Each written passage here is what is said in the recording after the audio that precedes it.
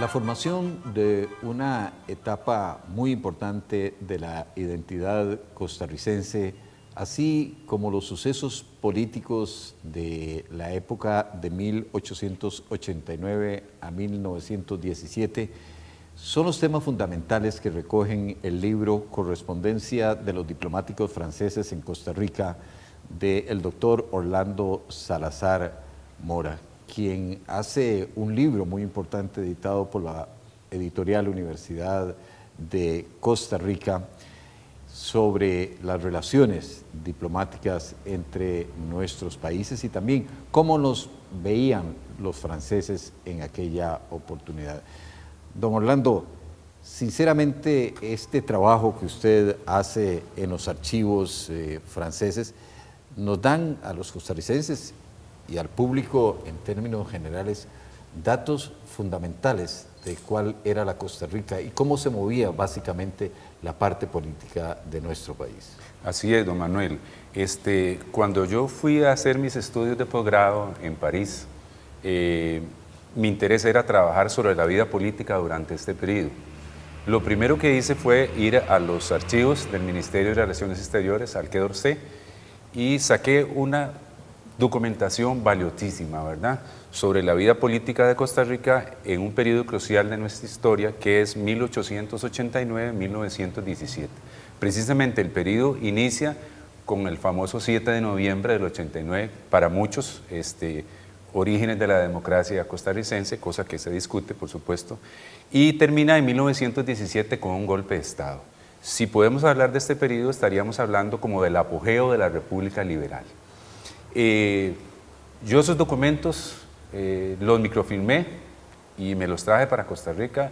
Por supuesto que los utilicé en mi tesis de doctorado que presenté en el Instituto de Altos Estudios de América Latina en París y en libros que me ha publicado la Universidad de Costa Rica, como es El apogeo de la República Liberal en Costa Rica, publicado por la misma editorial de la universidad, en este proyecto de Historia General de Costa Rica. Es uno de los volúmenes de Historia General de Costa Rica. Don Orlando, si tuviéramos, digamos, que sintetizar cuáles son los hallazgos más importantes que hay en esta documentación o en este periodo que ha estudiado, ¿cuáles serían? Sí, yo diría que el enfoque de los franceses, porque no es lo mismo la historia política de Costa Rica vista por nosotros, ¿verdad? Contada por nosotros. Contada claro, por nosotros claro. O por los políticos, ¿verdad? Y no cómo la percibieron en aquella época los diplomáticos franceses. El libro está prologado por un francés, Daniel Lefort, que fue director del Instituto de Centroamérica, de Francia para Centroamérica, y él destaca cómo los franceses, la curiosidad que tuvieron ellos, ¿verdad?, para narrar la idiosincrasia del costarricense, la vida política, cómo captaron ese presidencialismo exacerbado que había en Costa Rica. Autoritario hablan autoritario, ellos. Ese hablan es el ellos, término. autoritario. Correcto, ese es el término. Un presidencialismo autoritario y ponen como figuras claves ahí, yo diría, a don Rafael Iglesias Castro, que es un gobernante que gobierna durante 8 periodos. Y ellos narran, dos periodos durante 8 años. Ellos narran minuciosamente los procesos electorales, ¿verdad?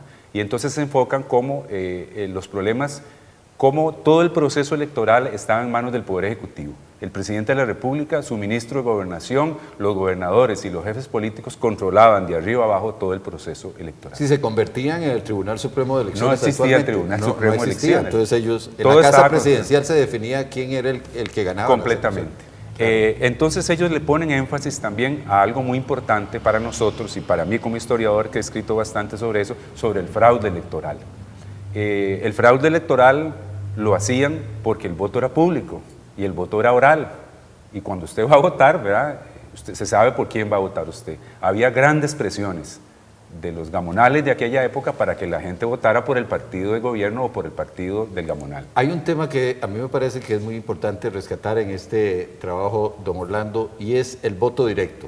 Antes se hacía voto en 2 etapas, pero a partir de 1913, que lo incluye en su libro, está el voto directo, que yo creo que ahí hay un avance fundamental en el proceso democrático y electoral. Sí, Manuel Eminio, son dos etapas. Primero 1913, porque el voto es no solo público, sino que es censitario y calificado. ¿Qué significa esto? Censitario, que había que tener X suma de dinero en salario o en capital para poder votar, y había que saber leer y escribir. Esto dejaba de participar en las elecciones de segundo grado, que era de los grandes electores, prácticamente a más del 80% de la población. Unos pocos eran los que elegían, ¿verdad?